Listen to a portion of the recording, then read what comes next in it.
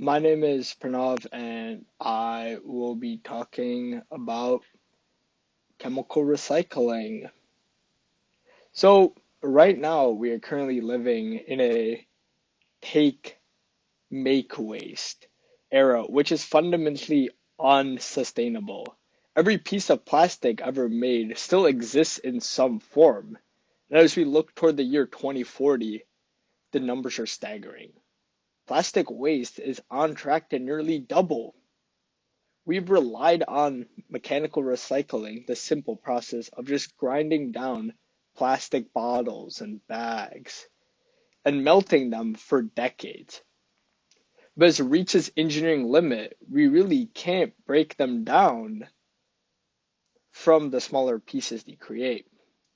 It can't handle contaminated food packaging like the plastic sheets that are on packaged meats like beef or ground chicken, multi-layered films, or the molecular degradation that happens every time plastic is reheated, like when you put a meal in a microwave.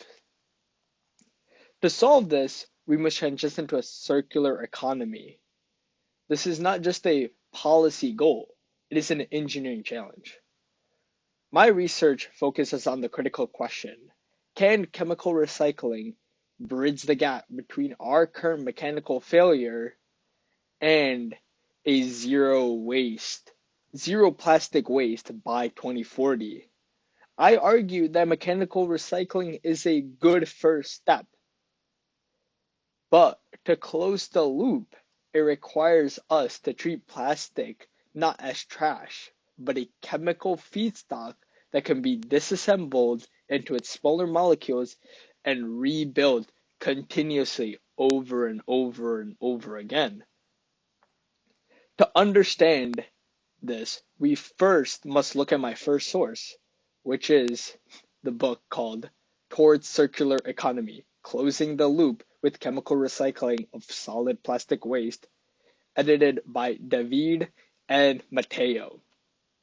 As professionals from a university in Milan, they are deeply rooted in this technical expertise in polymer chemistry. Their work is a rigorous example of how thermodynamics and reactor modules are required to turn solid waste back into liquid polymers, which can be reused to make more plastic goods. What makes this source so vital to my argument is that it focuses on hard to recycle waste, which most systems choke on, like the mechanical systems which grind up the pieces of plastic. The data provided by these two people have pioneered technologies that don't just melt plastic, they use high heat and oxygen free environments to break the chemical bonds of polymers. This allows us to create virgin quality plastic from the dirtiest waste. This source proves that the technical barrier is breakable.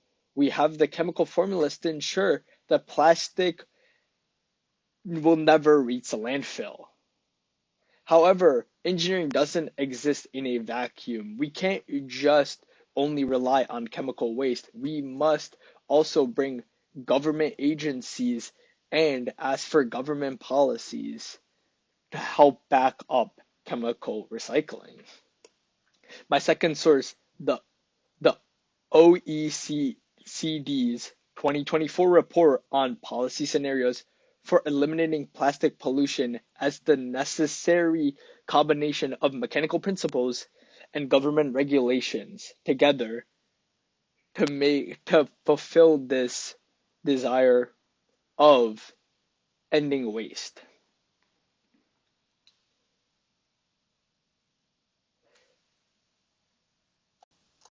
While this technology exists, the OECD highlights that without proper global rules and carbon pricing, virgin plastics made from oil remains cheaper than recycled plastic. Their research uses complex economical modeling This showed that technical solutions like chemical recycling only succeed if they're supported by a global treaty that mandates recycled content in all new plastic products. This sort of shifts my research from a purely engineering perspective to a socio-technical one. In addition to my two sources, the third source that I looked at, which was Plastic Waste and Recycling, edited by Trevor Lechner, provides the why behind the how. Lechner often offers a comprehensive life cycle analysis comparing the energy costs of chemical recycling against the environmental devastation of microplastics and incineration. This source confirms that while chemical recycling is energy intensive, the alternate of doing nothing or continuing our current path is far more costly to the planet's health. When we bring these three perspectives together, the chemical engineering principles, the policy modeling of OECD, and the environmental synthesis, a clear picture emerges that the current state of research is no longer debating if we can recycle plastic chemically, but rather how fast and efficiently we can scale it. In conclusion, my research shows that the path to 2040 is a bridge. On one side, we have the molecular engineering that allows us to disassemble waste. On the other, we have the global policies that make disassembly profitable. By integrating chemical recycling into our waste management infrastructure, we can stop viewing plastic as a permanent pollutant and start seeing it as a renewable resource.